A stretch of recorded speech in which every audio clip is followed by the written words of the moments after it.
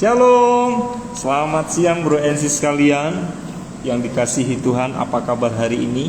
Saya percaya kita semua tetap dalam pemeliharaan Tuhan ya, tetap dalam perlindungannya sampai di tanggal berapa sekarang? Tanggal 14 Desember kita boleh ada sebagaimana kita ada siang hari ini, bukan semata-mata karena kuat gagah kehebatan kita, bukan karena kepandaian kita, bukan karena kemampuan kita, melainkan semata-mata karena kasih karunia Tuhan ya. Oh ya, bro and sis, hari ini kita kembali dalam program From Heart to Heart siang hari ini, yang mana hari ini kita akan diberkati kembali oleh hambanya Bapak Pastor Samuel Widayanto ya, dengan tema membuktikan kemurnian iman. Itu dari 1 Petrus pasal yang pertama ayat yang ke-7 ya.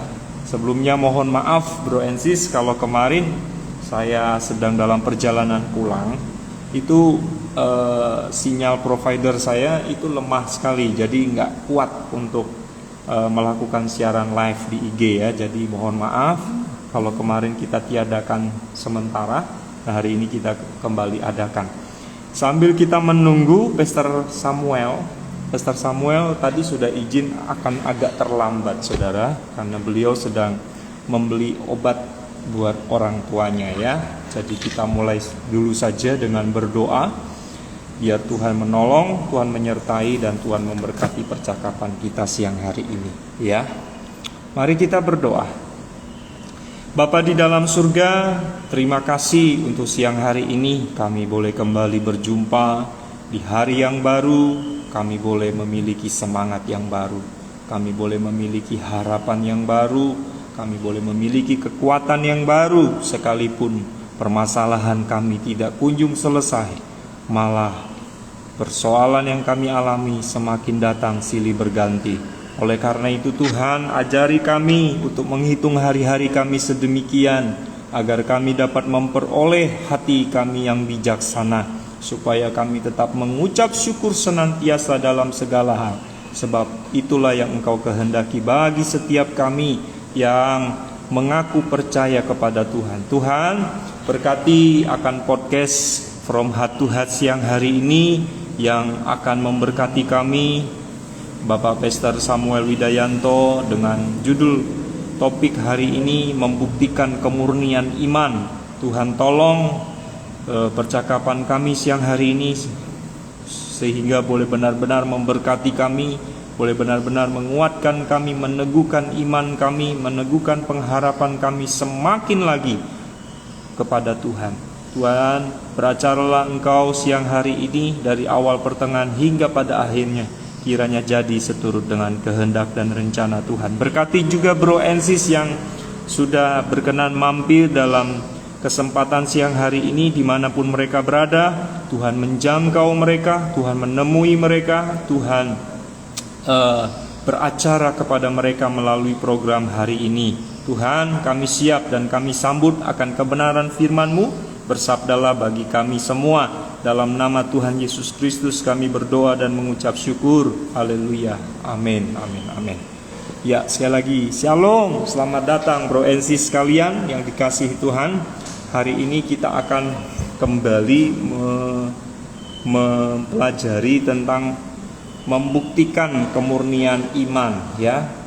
Nas yang kita ambil siang hari ini dari 1 Petrus pasal pertama ayat yang ke-7. 1 Petrus pasal yang pertama ayat yang ke-7. Oke. Saya bacakan buat kita semua ya saudara. Ini dengan judul perikop tentang pengharapan, iman, dan kasih. Ini surat Rasul Petrus kepada orang-orang yang ada di perantauan ya. Oke. Dengan judul perikop pengharapan, iman, dan kasih. Maksud semuanya itu ialah untuk membuktikan kemurnian imanmu yang jauh lebih tinggi nilainya daripada emas yang fana, yang diuji kemurniannya dengan api, sehingga kamu memperoleh puji-pujian dan kemuliaan dan kehormatan pada hari Yesus Kristus menyatakannya. Kita sambil mengundang Pastor Samuel, barangkali beliau ada ya. Kita sambil menunggu beliau karena kegiatan beliau juga sangat padat sekali. Kita mulai membacakan nas ini dan membahas latar belakangnya sedikit ya saudara. Nah, kekasih-kekasih Tuhan, siang hari ini topik kita membuktikan kemurnian iman. Itu diambil dari 1 Petrus pasal yang pertama ayat yang ke-7. Mengapa Rasul Petrus menekankan 3 hal dalam nats ini, yaitu tentang iman, pengharapan, dan kasih. Ya, kalau kita boleh melihat perjalanan pelayanan Rasul Petrus, ya sempat kontroversi ya, sempat terjadi gesekan dengan Rasul Paulus, saudara ya. Bagaimana Rasul Paulus melihat ya Rasul Petrus ini masih melayani dengan memandang muka, artinya dia masih seperti tidak punya pendirian. Artinya ketika Rasul Petrus melayani orang-orang Yahudi, dia seperti orang Yahudi gitu ya. Dia melayani orang Yunani, ya ketika dia ada sekeliling orang Yahudi di sana, dia pura-pura dekat orang Yahudi, dia jauhi orang Yunani. Nah itu yang disanggah oleh Rasul Paulus ya, jangan menjadi seperti seorang pelayan yang bermuka dua ya, langsung dia tegur ya. Padahal Rasul Petrus ini kalau secara level Rasul Petrus ini jauh lebih berpengalaman ya dalam pelayanannya, dia lebih dahulu, bahkan dia dipilih menjadi 12 murid inti, bahkan dia dipilih menjadi pemimpin dari 12 rasul ya saudara. Nah, oke, sebentar, ini Pastor Samuelnya sudah mulai. Oke, puji nama Tuhan. Sebentar ya saudara, ini Pak Samuelnya sudah aktif, mungkin kita sudah bisa mulai mengundang beliau. Ya, shalom Pak Sem.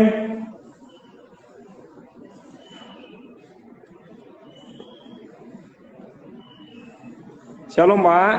Oh, belum ada di grup ya, belum ada di podcast ini ya. Baik, saya lanjutkan saudara ya. Jadi kalau kita ketahui latar belakang Rasul Petrus ini, sebelumnya itu dia sebagai penjala ikan, ya saudara, sebagai nelayan. Ya, pada akhirnya dia berjumpa dengan Tuhan Yesus di Danau Galilea ya. Di Danau Galilea, kemudian Tuhan menemui dia dan Tuhan berkata, "Mari, ikutlah aku akan menjadikan engkau sebagai penjala manusia." Ya, pada akhirnya dia mengiring Yesus dan meninggalkan jalannya dan meninggalkan profesinya sebagai nelayan. Nah, kemudian saudara, kalau kita boleh membaca dari keempat Injil sinoptik yang ada dalam Perjanjian Lama, itu dijelaskan sangat gamblang sekali bagaimana karakter dari seorang Rasul Petrus ini ya saudara. Rasul Petrus ini pada umumnya dia ada seorang gampang berbicara dengan lantang gitu ya. Kalau bisa dibilang dia karakternya karakter yang pemberani gitu ya, tapi juga penakut saudara. Karena ketika Tuhan Yesus ditangkap, dia juga mengingkari akan perkataannya. Ketika dia berkata, "Sekalipun di antara mereka semua menyangkal engkau, aku sekali-kali tidak." Ya, bahkan Tuhan berkata apa? "Ya, sebelum ayam berkokok 3 kali engkau telah menyangkal aku 3 kali." Ya, itu artinya apa? Artinya dia tidak konsisten dengan apa yang telah pernah dia ucapkan, saudara ya. Sebentar saudara, ini masih menunggu ya. Bentar saudara ya.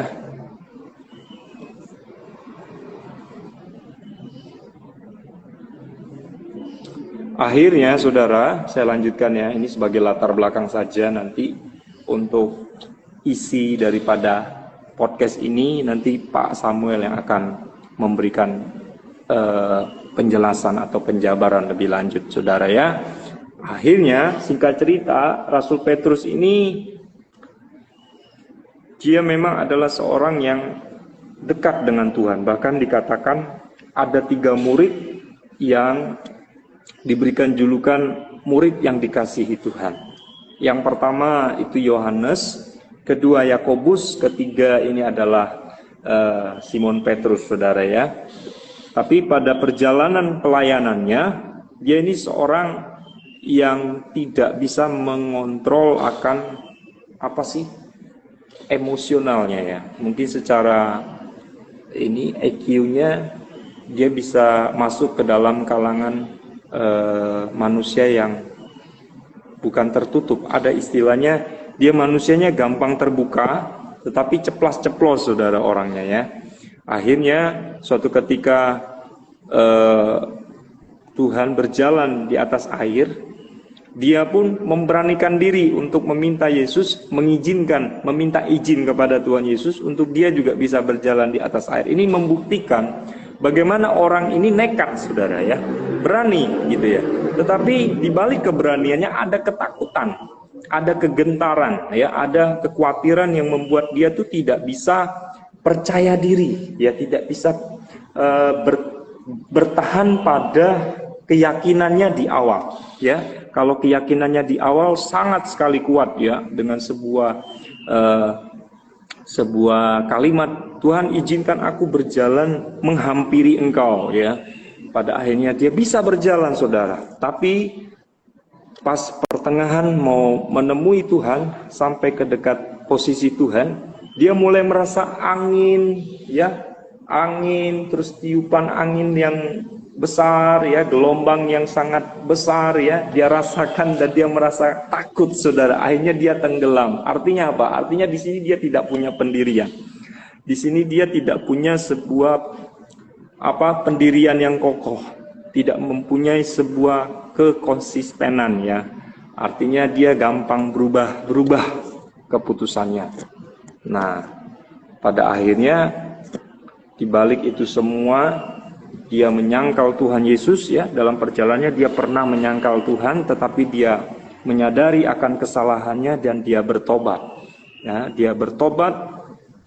Akhirnya dia mengaku kesalahannya dan dia mendapat sebuah kasih karunia karena ada sebuah nubuatan oleh Tuhan Yesus bahwa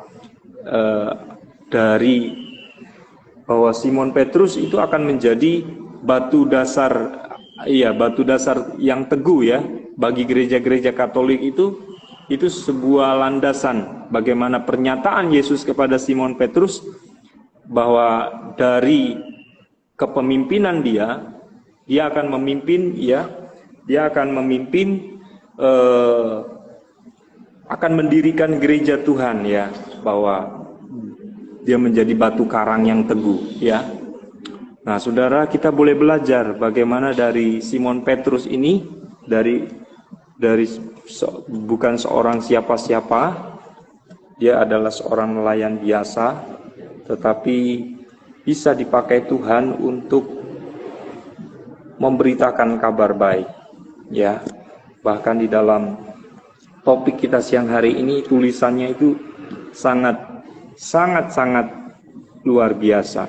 Bahkan dia menjadi saksi utama, yang menjadi saksi mata ketika dalam perjalanan pelayanan Tuhan Yesus. Dia adalah menjadi salah satu murid yang adalah saksi mata, menyaksikan apa yang dilakukan Tuhan, ya, apa yang diajarkan Tuhan Yesus kepada orang banyak dan kepada murid-muridnya.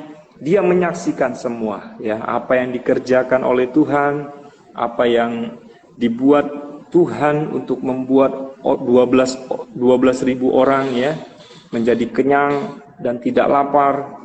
Dia menyaksikan semua apa yang tercatat dalam kitab suci. Nah, sehingga dia memberikan sebuah kesimpulan. Jadi dia ini melayani khusus, ya, untuk orang-orang Yahudi sebenarnya. Tetapi ada juga orang-orang Yahudi yang sudah sudah kawin campur dengan orang-orang setempat. Misalkan dia kawin dengan orang Yunani, ya, dia kawin dengan orang-orang di luar Yahudi, tetapi dia lebih utama menjangkau pelayanan kepada orang-orang Yahudi. Ya, kalau Rasul Paulus itu penjangkauan pelayanannya kepada orang-orang Yunani, ya, orang-orang non-Yahudi. Artinya di sini setiap pelayanan para rasul itu saling melengkapi, bukan saling beradu atau berlomba untuk menjadi yang terkemuka, tidak, tetapi mereka saling melengkapi, ya, di balik pelayanan mereka masing-masing, dari Rasul Yohanes, Yakobus, ya, Rasul Petrus, Rasul Yohanes, Rasul Paulus, mereka diberikan karunia berbeda-beda, saudara, tidak ada yang sama, sekalipun ya dalam pertemuan-pertemuan sidang-sidang Yerusalem, sidang-sidang di Antioquia, itu yang memimpin adalah Simon Petrus. Tergenapilah apa yang pernah disampaikan oleh Tuhan Yesus bahwa dari engkaulah akan kudirikan gerejaku, ya, dari atas batu karang yang teguh. Makanya namanya Kefas, saudara, ya. Nama kata lainnya adalah Kefas.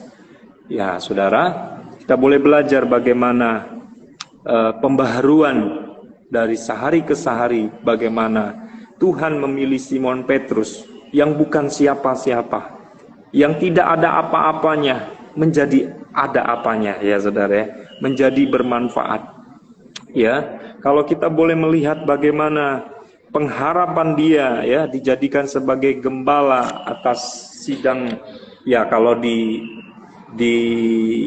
kesempatan sekarang tuh seperti dia posisinya tuh seperti ketua sinode, saudara, ya, yaitu sebagai pimpinan tertinggi di sidang-sidang Yerusalem, ya, Antioquia.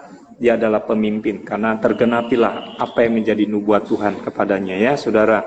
Nah, kalau kita boleh belajar tentang pengharapan iman dan kasih, selamat datang, selamat bergabung Pak Johan, Ibu Weni Mendrova. Kita sambil menunggu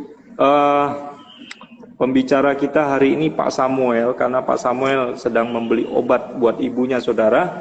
Jadi saya menjabarkan sedikit pengantar, ya, saudara, ya.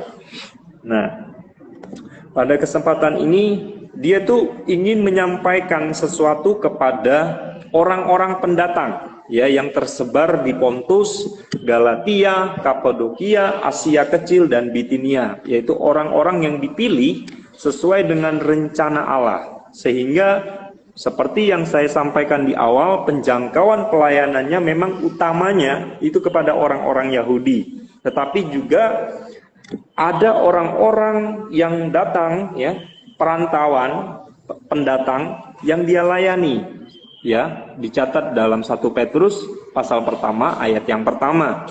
Orang Pontus, Galatia, Kapadokia, Asia Kecil, dan Bitinia. Nah, orang-orang ini siapa mereka?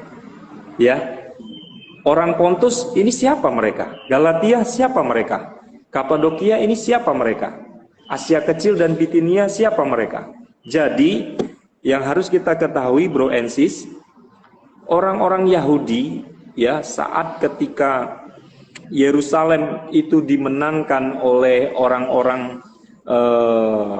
Palestina, ya, orang-orang Muslim saat itu, jadi orang-orang Yahudi mulai berdiaspora ke negara-negara lain, ya, ke negara-negara Filipi, negara-negara Eropa, ya, negara-negara Kapadokia, Asia Kecil, Bitinia, dan lain sebagainya. Jadi terpencar-pencarlah orang-orang Yahudi itu, ya, saudara. Jadi ketika orang-orang Yahudi dijajah, ya, bahkan orang-orang Palestina memenangkan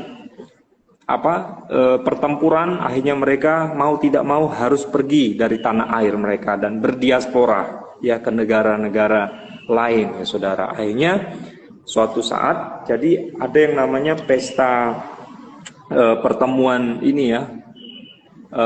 Ada satu pesta orang Yahudi, itu suatu ketika 1 tahun sekali, itu kalau nggak salah pesta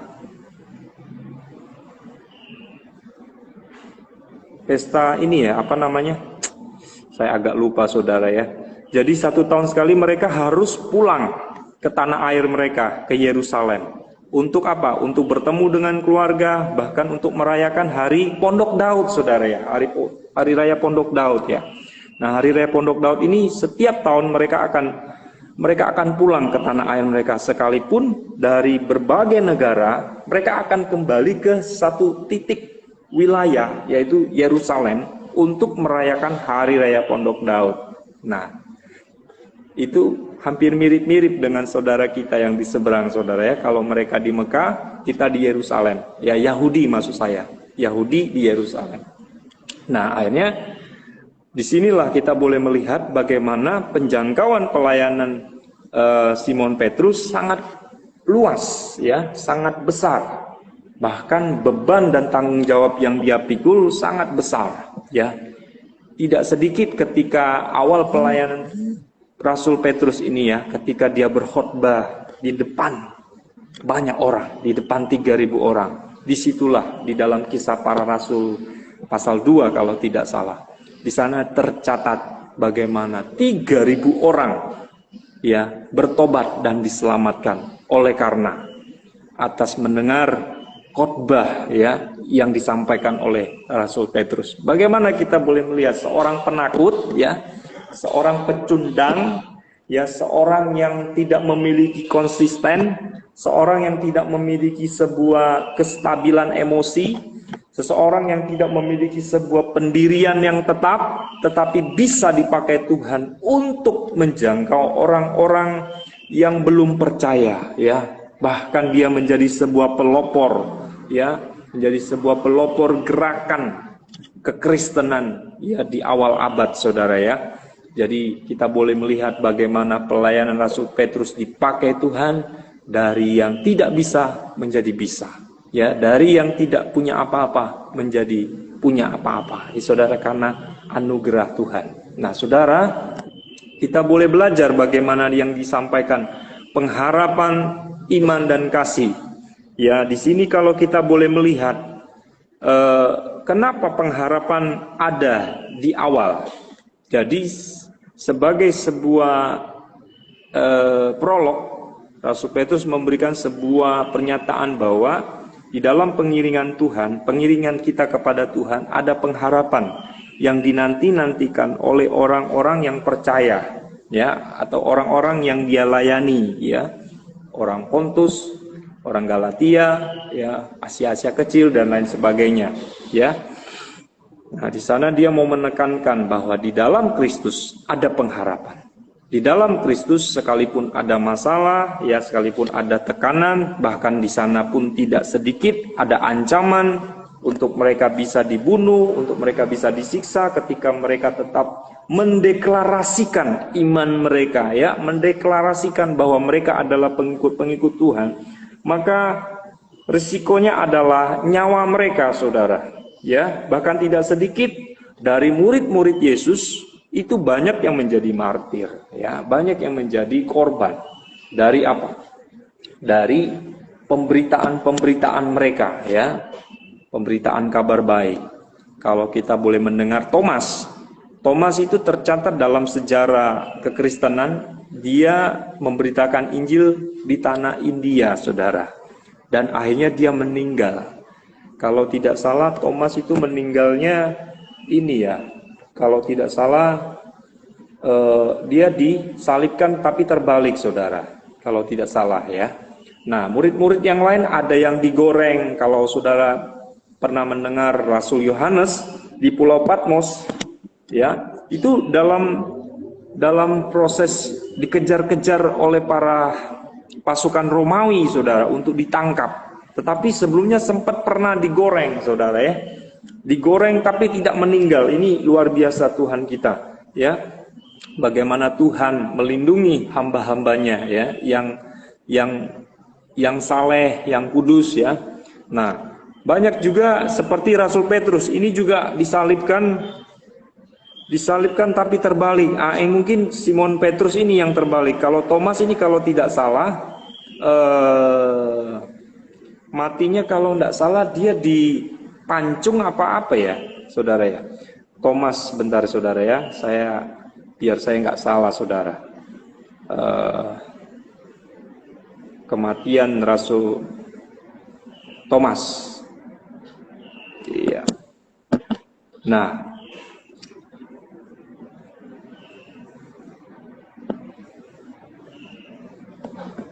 Thomas kalau kita juga tahu dia ini adalah seorang yang tidak gampang percaya dengan pernyataan orang lain ya. Iya. Ketika murid-murid yang lain berkata, "Thomas, kemarin Yesus menampakkan diri kepada kami, guru menampakkan diri kepada kami." Tetapi dia bilang, "Sebelum aku mencucukkan tanganku ke lubang tangan dan ke lubang lambungnya sekali-kali aku tidak akan percaya." Wah, ini murid yang sangat kritis, saudara ya. Murid yang sangat menggunakan logikanya. Ya, memang dia dipengaruhi oleh budayanya. Ya, budaya Yunani dan Yahudi. Ya,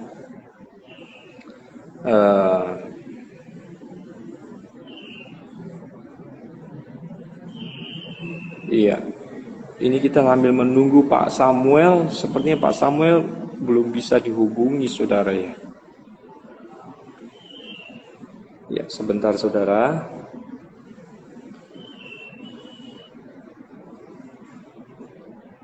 Ya.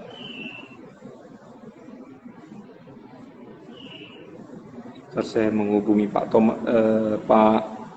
Samuel dulu ya, saudara ya. Ya. Shalom. Salam, Mas. Ya, selamat siang Pak. Mohon maaf Pak. Mohon maaf. Siang ini Bapak malah terganggu dengan aktivitas podcast kita siang hari ini. Terima kasih banyak Pak buat waktunya.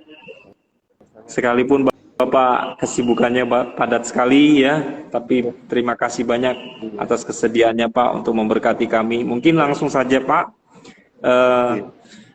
untuk menyampaikan mengenai kemurnian iman Pak dari 1 Petrus ya, 1 Petrus sebentar, 1 Petrus berapa ini? 1 Petrus pertama ayat yang ke-7 saudara ya. Ya, saya persilakan Pak Sam. Tadi saya sudah mulai dalam doa Pak dan sedikit prolog, mungkin Bapak bisa menambahkan. Persilakan Pak. Salam, ya, selamat siang semuanya. Shalom. Selamat siang Pak. Ya, mohon maaf ini keterlambatan karena tadi saya masuk jaringannya ternyata agak sulit di sini. Situan ini bisa masuk ya. Iya, tidak apa-apa Pak. Terima kasih juga buat Mas Aldi yang beri waktu dan kesempatan yang berbahagia ini. Saya boleh share mengenai kemurnian hati ya, saudara di 1 Petrus pasal 1 ayat 7. Ini menarik sekali. Dan sebelumnya ayat yang ke-6 Mas Aldi, bahwa di situ dikatakan untuk sementara waktu enggak akan berduka cita ya, karena ada ujian-ujian pencobaan ya.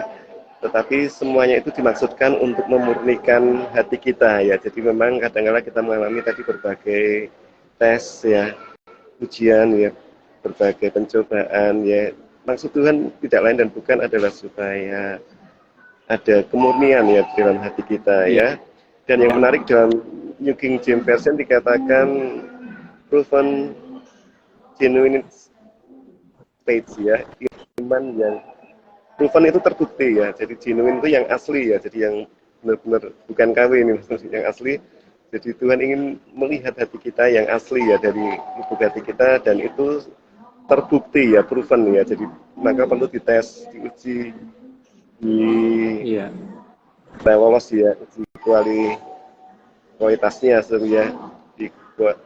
Jadi seperti itu ya. Jadi hidup kita pasti tanpa ujian, tanpa tes itu rasanya flat nih Mas Modi. Jadi tidak ada excited-nya, tidak ada tantangannya, tidak ada challenge-nya, hanya flat saja ya. Tetapi ketika ada ujian itu, wow, semua kita jadi bergairah sekali untuk menghadapi semuanya, dan kita perlu kekuatan Tuhan ya, tangan kanan Tuhan yang menopang hidup kita ya. Di Yesaya pasal 41 ayat 10 ya.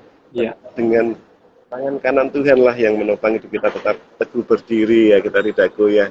Dan kita bahkan tidak tergeletak ya, karena tangan kanan Tuhan yang menopang hidup kita.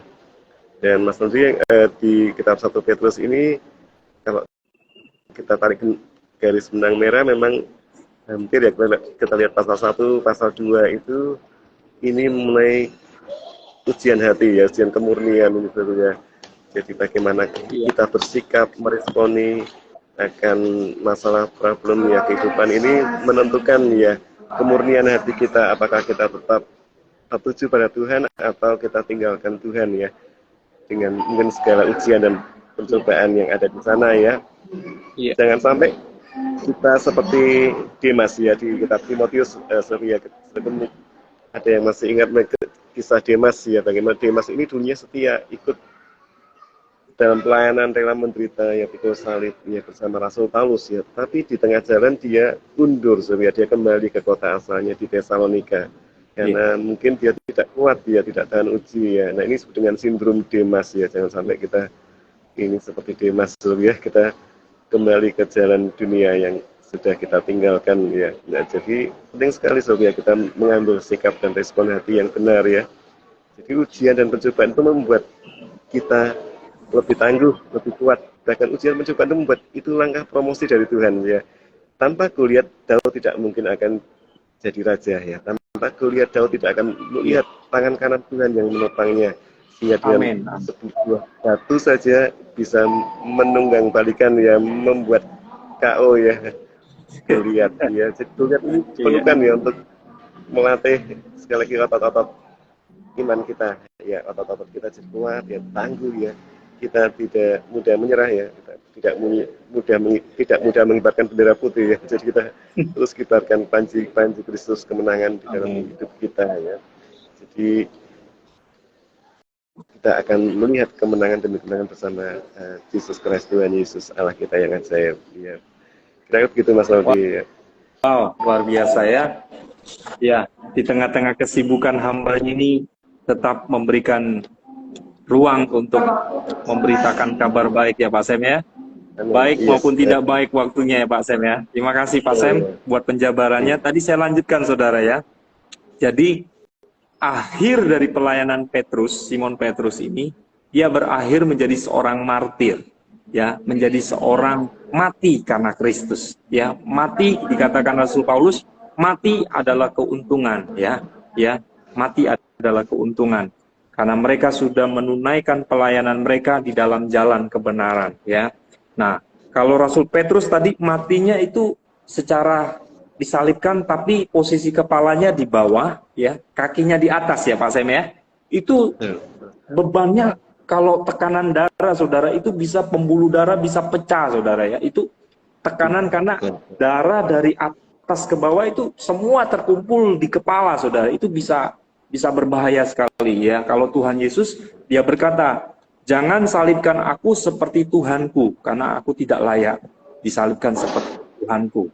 Akhirnya dia meminta disalibkan dalam posisi terbalik saudara. Ini luar biasa tekanannya, bahkan ini sangat-sangat berbahaya, tapi dia ambil sebuah keputusan ini. Nah, kalau tadi yang saya singgung Thomas itu meninggalnya ditombak saudara ya, bahkan ditusuk pakai tombak, kemudian dilemparkan ke dalam nyala api ya.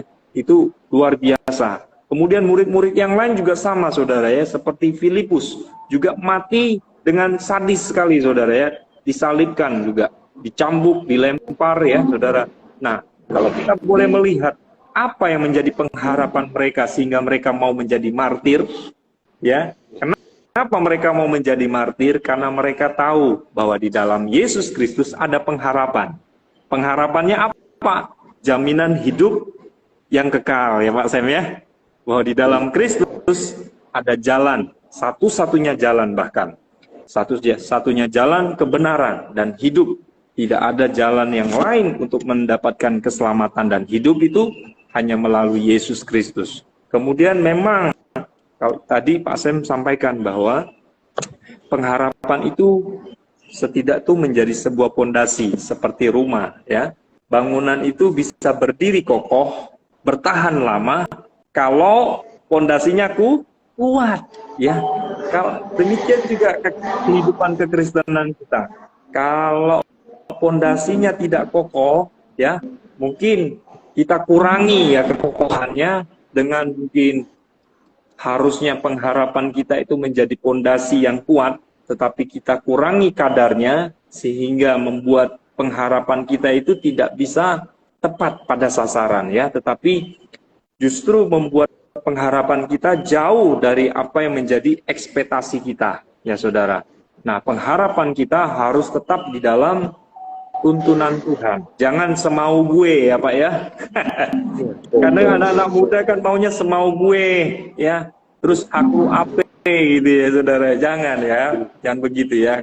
Jangan hidup seenak jidat ya. Jangan hidup semau kita. Karena di dalam dunia ini ada mekanisme tatanan ya dalam hidup ini yang harus kita ikuti ya. Kalau kita ikuti maka kita bisa sampai kepada tujuan. Demikian kehidupan kekal kita. Kita harus mengikuti tatanan karena Tuhan itu punya tatanan saudara ya.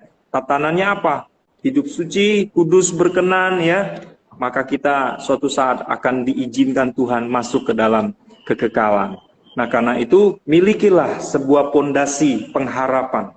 Pengharapan kepada siapa? Pengharapan hanya kepada Tuhan, bukan kepada benda-benda fisik, ya, bukan kepada logo-logo salib yang ada di gereja-gereja. Itu tidak menyelamatkan, saudara ya. Itu hanyalah lambang ya Pak Sam ya. Tapi yang bisa menyelamatkan saudara dan saya itu pribadi Tuhan, bukan sosok dalam bentuk logo-logo atau logo salib. Itu hanya sebagai simbol bahwa Tuhan pernah menjadi manusia yang tergantung di atas kayu salib. Itu sebagai peringatan kita kepada Tuhan bahwa Yesus pernah mati buat kita, ya. Jadi pengharapan kita harus kokoh seperti bangunan, biar bertahun-tahun ya mengalami hujan lebat, mengalami angin ribut, mengalami badai topan, dia tetap berdiri kokoh. Dia tetap berdiri bertahan bertahun-tahun. Oleh karena apa? Karena dia memiliki sebuah pengenalan yang benar akan Tuhan, ya. Nah, kemudian tadi tentang iman ya Pak ya. Pengharapan, iman dan kasih. Karena ini konteks besarnya itu adalah 3 hal. Pengharapan, iman dan kasih. Nah, kalau kita hanya memiliki sebuah angan-angan, memiliki sebuah mimpi, impian yang adalah pengharapan itu sendiri, tetapi kalau kita tidak barengi dengan sebuah iman, iman itu apa? Dasar dari segala sesuatu yang kita harapkan, bukti segala sesuatu yang belum kita lihat, tapi kita sudah yakini akan terjadi, saudara ya. Nah, itu yang dinamakan iman dalam Ibrani 11 ayat yang pertama. Artinya apa? Pengharapan itu harus disertai dengan sebuah tindakan iman, ya saudara ya. Jadi ketika kita mengatakan saya murid Kristus, ya tunjukkan bahwa saudara dan saya itu murid Kristus dengan apa? Ya, berbicara yang sepatutnya ya, berbicara yang benar-benar bermanfaat ya. Bertindaklah sesuai dengan apa yang ada di dalam kitab suci ya, jangan menjadi batu sandungan, justru menjadi berkat bagi banyak orang. Nah, mari kita mau mengikut sertakan Tuhan yang kita percayai setiap saat ya. Ya, kalau dinyanyikan dalam pujian setiap jam ya Tuhan di Kau ku perlukan ya Pak ya, bahwa kita setiap jam itu memerlukan Tuhan. Tanpa Tuhan kita tidak bisa buat apa-apa. Jangan kita kepala kita ke atas lalu kita menganggap kita tidak perlu Tuhan. No ya, kita sangat-sangat memerlukan Tuhan. Apalagi di zaman-zaman susah, apalagi nanti kita dikabarkan akan mengalami resesi, saudara, maka persiapkanlah tabunganmu ya, persiapkanlah keberadaanmu biar kamu nggak kaget, saudara ya. Ketika ada resesi itu datang, kita sudah siap, kita sudah waspada. Nah, yang terakhir itu adalah kasih. Jadi antara pengharapan, iman, dan kasih, dikatakan hukum yang paling besar di antara ketiga hal ini adalah hukum kasih, saudara ya. Artinya makanya kemurnian iman kita itu ditentukan ketiga hal ini. Tetapi yang paling besar di antara ketiga hal ini adalah kasih, karena Yesus itu pun adalah kasih itu sendiri, ya. Saya ulangi, saudara ya, Yesus itu adalah kasih itu sendiri, lambang kasih itu sendiri. Bahkan dia dikatakan dia adalah kasih itu sendiri, peace, damai, Dia adalah pribadi yang memberikan sebuah dampak yang bisa memerdekakan orang banyak. Terbukti benar ketika dia berjumpa dengan perempuan Samaria, ketika berada di sumur Yakub ya Pak ya, kalau nggak salah ya Pak, ketika Tuhan hendak meminta air ya, menunaikan pelayanannya, dia jumpai perempuan Samaria karena budaya orang Yahudi itu tidak boleh, tidak diperkenankan untuk bergaul dengan orang Samaria, saudara ya, karena mereka dikucilkan oleh orang-orang Yahudi, karena mereka sudah terkontaminasi dengan budaya, karena mereka sudah mengikuti aturan kawin campur, ya, karena orang-orang Yahudi tidak mengizinkan untuk pernikahan campur, ya. Artinya saat itu makanya perempuan Samaria ini berkata, loh, kamu seorang Yahudi meminta air kepadaku, apakah kamu tidak tahu aturannya? Ya. Tapi Tuhan di sanalah Tuhan beracara. Artinya apa, saudara? Nanti saudara bisa baca secara lengkap nanti di dalam Alkitab ya. Nah, artinya di dalam ketiga hal ini itu saling keterkaitan, ya, saling berhubungan satu sama lain. Ya, pengharapan harus disertai dengan iman, iman juga harus disertai dengan tindakan kasih yang benar-benar kita tunjukkan dengan tulus, ya, dengan sebuah motivasi yang benar, bukan muluk-muluk, tetapi motivasi yang sungguh-sungguh mengasihi Tuhan. Oke, langsung saja Pak, saya berikan kesempatan untuk Pak Sam menambahkan sekaligus closing Pak, karena Pak Sam sepertinya ini ya sedang berada di luar, nanti takutnya mengganggu jam aktivitas Pak Sam. Saya berikan kesempatan untuk Pak Sam menambahkan dan memberikan kesimpulan, Pak. Iya, terima kasih Mas Nodi. Jadi tadi ada 3 ya, pengharapan, iman, dan kasih. Jadi pengharapan itu ketika mengkristal jadilah sebuah iman ya. Jadi kita tidak memberi harapan palsu kepada Tuhan ya. Kita bersungguh-sungguh berharap pada Tuhan, dan Tuhan sungguh-sungguh kita menjadi orang-orang kepercayaan Tuhan ya, karena iman kita seperti Bapak Abraham, Ishak, dan Yakub ya, kita belajar dari Bapak orang beriman ya. Kemudian tadi dikatakan juga iman tidak hanya berhenti sampai di iman ya, karena iman tanpa perbuatan pada intinya adalah mati ya, wujud menyatakan, mengijawantahkan ya dalam bentuk perbuatan ya, maka ada kasih dalam perbuatan ya. Jadi itu membingkai dalam sebuah ya tatanan kehidupan ya orang beriman ya. Dan kemudian memang tadi dikatakan, jadi penting sekali bagaimana ujian tempaan itu membuat kita dimurnikan seperti emas ya, dengan suhu 2 derajat Celcius ya, itu akan memisahkan antara batu mulia dan batu yang tidak mulia ya. Di partikel-partikel yang itu teruji itu akan terpisahkan dengan hal-hal yang duniawi, yang fana ya Mas Aldi ya. Ya, kalau kita ke pertambangan ya, bisa akan melihat jelas bagaimana proses itu, seolah begitu menyakitkan dengan suhu yang panas sekali ya, ribuan derajat. Tapi disitulah ya caranya untuk memisahkan, untuk menguji, membuktikan ya, mengetes ya, logam itu logam yang tahan api ya. Amin. Jadi ujian tantangan ini membuat kita teruji ya, setiap respon kita menghadapi ujian itu seperti apa ya. Dikisahkan dalam kisah nyata, dulu ada namanya Pastor Charles Templeton ya. Pastor Charles Templeton itu adalah seorang pendeta yang luar biasa dipakai. Beliau adalah partner dari pendeta Billy Graham ya, saya. Jadi ketika pendeta Billy Graham khotbah, kemudian juga pendeta Charles Templeton juga akan khotbah juga ya di season keduanya ya. Jadi ini luar biasa dipakai Tuhan. Bahkan dia punya karunia healing ya, kesembuhan ya. Banyak orang disembuhkan ya, banyak orang diselamatkan oleh kehidupannya ya. Tetapi satu saat dalam hidupnya dia mengalami sakit dia pada dirinya sendiri, dan dia selalu merasa Tuhan tidak adil ini. Dia dipakai Tuhan menyembuhkan banyak orang, tapi dirinya sakit, Tuhan tidak sembuhkan ya, sehingga dia kecewa ya. Mirip bahasa Jepangnya kuciwa ini membuat dia patah arang ya. Sehingga di sisa akhir hidupnya di sebuah apartemen yang kecil dia menuliskan sebuah buku yang berjudul Farewell God ya, artinya selamat tinggal Tuhan ya. Dalam artian dia tidak perlu Tuhan-Tuhanan lagi ya. Ini sangat menyedihkan ya. padahal dulunya dipakai Tuhan luar biasa ya. Di KKR yang kelas Wahid ya Sob ya, karena kelasnya Billy Graham ya, tetapi di akhir hidupnya dia tinggalkan Tuhan begitu saja dan seolah melupakan ya karya Tuhan dalam hidupnya ya.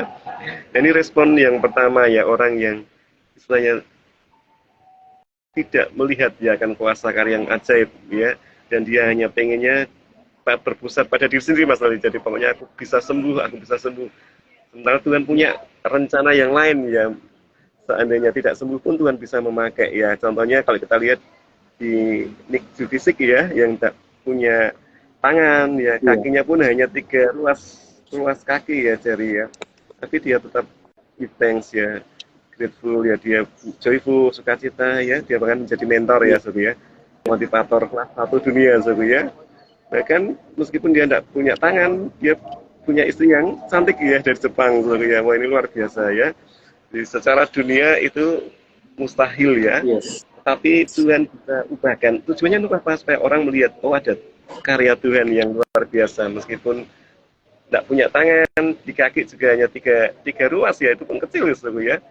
Ya, jadi dia berlatih mengangkat telepon ya, itu dengan kepalanya itu sampai ratusan kali ya, gagal coba lagi ya. Dia belajar berenang juga, wah mungkin ratusan kali ya. Dan dia tidak langsung gagal ya sebenarnya. Jadi responnya luar biasa ya. Nick Vujicic tidak pernah menyesali apa yang terjadi ya. Ini sebagai karya Tuhan juga supaya orang yang tidak percaya Tuhan Yesus bisa percaya, karena ada torean tangan kasih Tuhan yang merendah ya, suatu karya mulia dalam hidup Nick Vujicic ya Sobiak. Dan ini yang indahnya bagaimana respon kita menghadapi ujian kehidupan itu menentukan ya langkah akhir kehidupan kita ya. Ada kisah yang menarik dari seorang bernama Penny C. Crosby ya Sob ya. Ini sebenarnya dia tidak terlahir buta ini Mas Naldi, tetapi ketika dia masih bayi usia 2 minggu dan dia sakit, kemudian dibawa ke dokter dan dokter salah mendiagnosa sehingga dikasih obat yang menyebabkan kebutaan ya di matanya. Dan selama hidupnya yang dilalui dia tidak menyesal, tidak meratapi nasibnya, tidak menyalahkan dokternya juga, tetapi dia tetap bersyukur ya. Dan dia katakan pada reporter, seandainya suatu saat ketika aku pertama kali bisa melihat kerinduan hatiku, aku akan melihat Tuhan Yesus ya. Pertama kali aku bisa melihat di surga nanti, yang pasti kutemui adalah Tuhan Yesus ya. Ini hasrat kerinduan yang paling indah Sob ya. Ketika orang meresponi dengan baik ya, segala masalah yang ada ternyata ada kemuliaan Tuhan di sana Sob ya. Amin. Saya juga punya pemimpin ya, Mas Lali juga kenal ya, ketemu juga Bu Elizabeth Philip ya, beliau juga tidak bisa melihat, dia tidak bisa melihat ya. Dia dipakai Tuhan luar biasa ya, di bagian kebangunan rohani yang mendoakan orang disembuhkan, orang dijamah Tuhan, orang dilepaskan dari masalah. Sementara beliau sendiri masih buta, tidak bisa melihat, tetapi saya melihat dia tidak pernah namanya sedih, bermuram durja, putus pengharapan. Yang saya lihat selalu sukacita Sob ya. Ini yang ini saya melihat, oh ada karya Tuhan, tangan Tuhan itu merintah dalam kehidupannya ya, luar biasa, dan hatinya dimurnikan ya. Saya melihat dia, wow keren Sob ya. Bahkan dia sebagai hamba Tuhan yang dipakai Tuhan, dia tidak mengejar namanya materi ya Sob ya. Dia tidak mengejar namanya popularitas, tidak mengejar namanya kehormatan. Yang dia kejar adalah nama Tuhan yang dipermuliakan dalam setiap aspek kehidupannya. Amin. Tuhan ini Mas. Iya, gitu Mas Lodi, kira-kira menjadi berkat buat kita semua ini. Amin. Iya. Pasti Pak. Luar biasa ya. Iya. Hari ini kita belajar bagaimana membuktikan kemurnian iman itu melalui keseharian kita ya Pak ya. Bahwa kemurnian iman kita tuh ditentukan dengan ucapan dan tindakan. Artinya kita perlu kekonsistenan dan konsekuen. Kalau kita bilang saya mau setia, saya mau cinta Yesus ya sampai selama-lamanya, buktikan dengan tindakan. Jangan hanya kau gampang beretorika, ya jangan gampang kita mengucapkan, tapi harus juga disertai dengan perbuatan, ya Pak ya. Betul. Maka di sanalah akan terlihat kemurnian iman kita, kadarnya sampai berapa. Kalau kita melihat itu pembuatan emas itu ada kadarnya ya Pak ya. ada yang 17 Ya, karat, betul ya. ya, ada yang 18 karat, ada yang 20 karat, ada yang 24 karat. Yang paling istimewa berapa karat, Pak Sam? 24 karat ya? 24 karat. Iya. Kalau di surga itu 100 karat, Wah, Mas. Kalau di surga itu sampai bening kan ya, emasnya ya luar bening. biasa.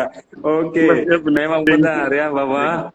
Kalau di dunia ini aja punya standar ya Pak ya. Dalam pembuatan emas, perak, berlian itu pasti punya punya urutan atau punya kelasnya. Apalagi dengan pengiringan kita ya. Ini ada standarnya Saudara. Standarnya apa? Hidup berkenan, ya, kudus dan tidak bercacat celah di hadapan Tuhan. Itu standar, Saudara. Menjadi sempurna itu bisa nggak? Bisa. Kalau kita punya sebuah konsisten, ya, punya integritas. Ya, dengan membuktikan kemurnian iman ini kita perlu sebuah perjuangan memang. Sakit rasanya, Saudara ya. Tidak gampang, tetapi itulah yang perlu kita perjuangkan untuk mendapatkan apa? Karya keselamatan dari Tuhan. Memang kita sudah diselamatkan, tetapi untuk masuk ke dalam kerajaan surga itu perlu perjuangan, Saudara. Bukan serta-merta kita mengaku kita sudah diselamatkan. Ya, kita sudah diselamatkan, tapi kan ada satu hal yang perlu kita pikirkan. Apakah kita sudah diizinkan Tuhan masuk ke kekekalan? Kalau orang lain berkata, oh ya, keselamatan sudah anugerah, sudah Tuhan sudah siapkan, sudah Tuhan tebus ya. Tetapi untuk masuk ke dalam kerajaan surga perlu yang namanya tindakan ya, perlu yang namanya sebuah perjuangan. Agar apa? Agar kita diizinkan Tuhan untuk masuk ke dalam kerajaannya. Ya. Oke, sebagai closing Pak, saya persilakan kepada Pak Samuel. Mungkin ada closing dari Pak Samuel dari semua percakapan yang kita obrolkan siang hari ini. Saya persilakan Pak Sam. Waktunya tinggal 8 menit lagi Pak, kita selesai Pak.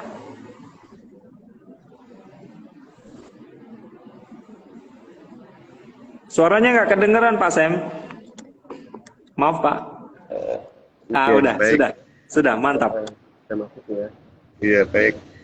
Sebagai konklusinya, kesimpulannya bahwa ada kata bijak mengatakan bahwa orang bijak itu melihat mutiara di dalam pasir ya, sesuatu yang indah di dalam berbagai problem di kehidupan kita. Tetapi orang yang gegabah itu menghancurkan mutiara menjadi pasir, ya. Jadi ya karena responnya tidak benar, responnya mudah menyalahkan Tuhan, jadi menghancurkan mutiara yang Tuhan ingin bentuk ya, ya. Karena mutiara itu terbentuk dari kerang, ya. Kerang itu kan ketika ada pasir masuk ya, di situ terpendam ya selama bertahun-tahun dan hasil akhirnya ada sebuah mutiara yang baik ya. Orang yang tidak bijak akan menghancurkan mutiara itu malah menjadi pasir ya. Tetapi orang bijak itu melihat mutiara di dalam pasir ya. Dia melihat dalam begitu banyak problem ya, yang pelik ya, seperti di dalam pasir dia ada melihat mutiara. Tuhan punya maksud ya, nilai-nilai kekekalan ya, nilai-nilai keabadian di dalam setiap kehidupan kita. Saya yakin kita semua akan melihat ya mutiara itu di dalam pasir dan kita cari, kita gali ya, apa sih keindahan surgawi, mengapa semua bisa terjadi ya. Jadi kita akan terus menggali semuanya sehingga kita melihat harta surgawi yang terpendam ya, mutiara surgawi itu dalam kehidupan. Amin. Ya, kita baik. Kita akan berdoa ya Mas Tori ya untuk sama-sama. Ya, silakan Pak. Saya persilakan Pak. Rekan-rekan kita di sini dan semuanya. Tuhan Yesus, kami percaya, kami angkat tangan kami percaya tidak kebetulan kami ada di dalam podcast ini Tuhan, tuntunan Roh Kudus, Roh Suci saling mendoakan, backup satu dengan yang lain. Tuhan, ada kuat kuasa Roh Kudus-Mu yang mampu memampukan kami melewati segala ujian, tantangan yang ada tangan kanan Tuhan yang menopang hidup kami. Terima kasih Tuhan Yesus, termaterai dan jadi setiap perkataan firman-Mu yang menjadi rema dalam hidup kami imani Tuhan, bahkan menjadi lebih daripada pemenang dalam segala hal. Kami tidak mau menjadi delusur atau pecundang, tapi kami mau hadapi setiap tantangan ini dengan kekuatan Tuhan, bukan kekuatan manusia. Karena kekuatan manusia terbatas, tapi kekuatan Tuhan tiada terbatas. Terima kasih Tuhan Yesus, berkati saudara-saudara kami yang ada di podcast ini, mungkin dimanapun yang ada dalam pergumulan. Tuhan yang di satu-satunya jawaban dan penolong kami satu-satunya. Hati Mas Noldi dan setiap programnya Tuhan, yang menjadikan podcast ini menjadi sarana kepanjangan tangan Tuhan untuk melipat kerajaan Allah di muka bumi ini. Dalam nama Tuhan Yesus Kristus, Allah yang hidup, Allah yang kami sembah, Allah yang tidak pernah kecewakan kami, hal yang tidak pernah memberikan harapan palsu. Kami sudah percayakan hidup kami sepenuhnya, dan kami pasti akan dimenangkan menjadi lebih daripada pemenang. Haleluya Tuhan Yesus, karena pujian hormat kemuliaan hanya bagi nama Yesus Kristus Tuhan Allah kami. Amin, amin, amin, amin. Tuhan berkati semuanya, Tuhan berkati Mas Aldi. Iya. Suaranya Mas Aldi nggak terdengar. Ya, sekali lagi banyak terima kasih Pak Sam atas pelayanannya hari ini. Oh, iya. Kiranya Tuhan memberkati Bapak dalam pelayanan, dalam pekerjaan, dan dalam keluarga ya. Sampai ketemu Pak nanti hari Kamis ya, dalam NWS umum ya. Nah, bagi Bro Ensis yang belum punya komunitas untuk bersama-sama memuji dan menyembah Tuhan, Bro Ensis bisa menghubungi Pastor Samuel Widayanto. Nanti kita siapkan transportasi jemputan ya. Kalau Bro Ensis yang ingin bersama-sama untuk memuji dan menyembah Tuhan, merasakan akan fellowship bersama, kita ada di Jalan WR Supratman nomor 25 ya Pak ya, Ngemplak Simongan ya, di 3D Cafe ya, di belakang 3D Cafe. Nanti setiap hari Kamis pukul 7 ya Pak ya. Iya, Mas Ya. Aldi. Sekali lagi banyak terima kasih juga buat Bro Ensis yang sudah mampir dalam podcast kita siang hari ini. Tuhan memberkati kita dalam pekerjaan, dalam pelayanan, dalam aktivitas, dalam sepanjang hari ini Tuhan menyertai ya. Selamat beraktivitas kembali Bro Ensis. Tuhan memberkati kita semua. Shalom Pak. God bless you all. Shalom, Ya, Tuhan berkati. God bless you, Tuhan berkati. Ya Pak.